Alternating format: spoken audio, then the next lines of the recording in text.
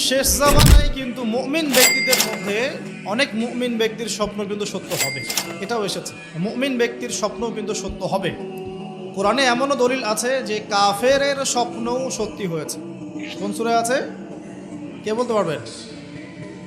কাফের ব্যক্তির স্বপ্নও সত্যি হয়েছে এমন দলিল কোরআনের কোথায় আছে? কে বলতে পারবেন? হ্যাঁ, সূরা ইউসুফ। কি না আপনার? জি, আশিক। ঠিক আছে, মাশাআল্লাহ। আশিক ভাইয়ের জন্য আমাদের একটা হাদিয়া থাকবে ইনশাআল্লাহ, আপনি আলোচনা শেষে নিয়ে যাবেন। তো ইউসুফ আলাইহিস সালামের যে ঘটনা সূরা ইউসুফ, সেখানে আছে যে অমুসলিম দুজন ব্যক্তির স্বপ্ন সত্য হয়েছে, হয় নাই? একজন এসে বলেছেন আমার মাথায় রুটি, রুটি খেয়ে নিচ্ছে পাখি। আরেকজন বলেছে আমার হাতে ছিল শরাব, এই শরাব আমি পান করাচ্ছি রাজাকে, বাদশাকে। ইউসুফ আলাইহিস সালাম বললেন যে পান করাচ্ছে বাদশাকে সে নাজাত পেয়ে যাবে জেল থেকে, আর যার মাথা থেকে রুটি খাওয়া হচ্ছে তাকে শুলদণ্ড দেওয়া হবে। ঘটনা সত্য ছিল তো? আচ্ছা, এখানে এই দুই ব্যক্তি কিন্তু মুসলিম নন, তারা কিন্তু অমুসলিম। তো যেটা বলছিলাম যে আল্লাহর পক্ষ থেকে মুমিন ব্যক্তিকে সত্য স্বপ্ন দেখানো হতে পারে শেষ জামানায়, বেশি বেশি হতে পারে।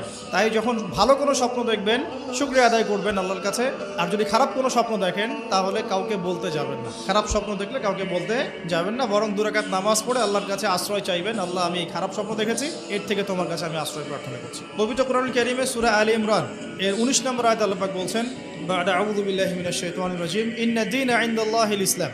আল্লাহ রাব্বুল আলামিন নিজে বলছেন যে নিশ্চয়ই আল্লাহর কাছে একমাত্র গ্রহণযোগ্য দিন বা জীবন ব্যবস্থার নাম কি? ইসলাম। ইসলাম শব্দের অর্থ কি? আমরা বলি শান্তি। সত্যিকার অর্থে ইসলাম শব্দের অর্থ হচ্ছে আত্মসমর্পণ করা। কি করা?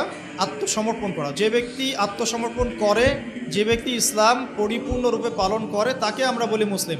যে ব্যক্তি ইসলাম পরিপূর্ণরূপে পালন করে তাকে আমরা বলি মুসলিম। যেমন এই মুসলিম শব্দের সাথে যে নবীর নাম জড়িত সেটা হলো, তিনি হলেন ইব্রাহিম আলাইহিস সালাম। সূরা হজ পড়ে দেখবেন, হুয়া সাম্মাকুমুল মুসলিমিন, তিনি তোমাদের নাম দিয়েছেন মুসলিম, এই জাতির নাম দিয়েছেন। তিনি আমাদের জাতির পিতা, মুসলিম জাতির পিতা। তো ইব্রাহিম আলাইহিস সালামের ব্যাপারে আল্লাহ পাক বলছেন, ইয ক্বালা লাহু রাব্বুহু আসলিম ক্বালা আসলামতু লিরাব্বিল আলামিন। যখনই আল্লাহ পাক ইব্রাহিমকে বলতেন আলাইহিস সালাম যে আত্মসমর্পণ করো, ইব্রাহিম আলাইহিস সালাম কোনো বিজ্ঞান যুক্তি দর্শন খুঁজতে যেতেন না। তিনি বলতেন আসলামতু লিরাব্বিল আলামিন, আমি বিশ্বজগতের প্রতিপালকের কাছে আত্মসমর্পণ করলাম।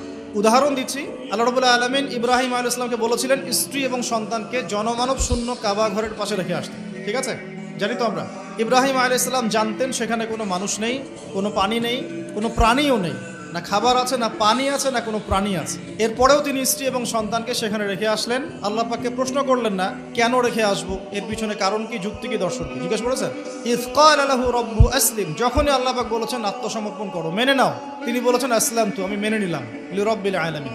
আল্লাহ রাব্বুল আলামিন তাকে বলেছেন যে তোমার সন্তান ছোট, হয়তো বয়স হবে 10, 12 বা 15 বছর। আল্লাহ পাক তাকে বলছেন সন্তানকে জবাই করতে হবে। কি করতে হবে?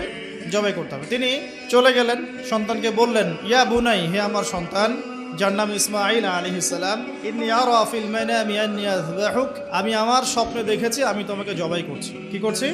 জবাই করছি। আর নবীদের স্বপ্ন কিন্তু ওহী। নবীদের স্বপ্ন কি হয়? ওহী। ওহী মানে কি? আল্লাহর পক্ষ থেকে প্রত্যাদেশ, আল্লাহর পক্ষ থেকে মেসেজ। সবার স্বপ্ন কিন্তু ওহী নয়। নবীদের স্বপ্ন কি? ওহী। ওহী মানে আল্লাহর পক্ষ থেকে জ্ঞান, যেটা আল্লাহ পাক তার বান্দাদের মধ্য থেকে কিছু কিছু বান্দার কাছে পাঠান বাছাইকৃতভাবে। কিভাবে পাঠান? আল্লাহ পাক ফেরেশতার মাধ্যমে পাঠান। নবীদের স্বপ্ন ওহী।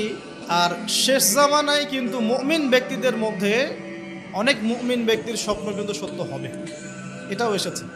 মুমিন ব্যক্তির স্বপ্নও কিন্তু সত্য হবে।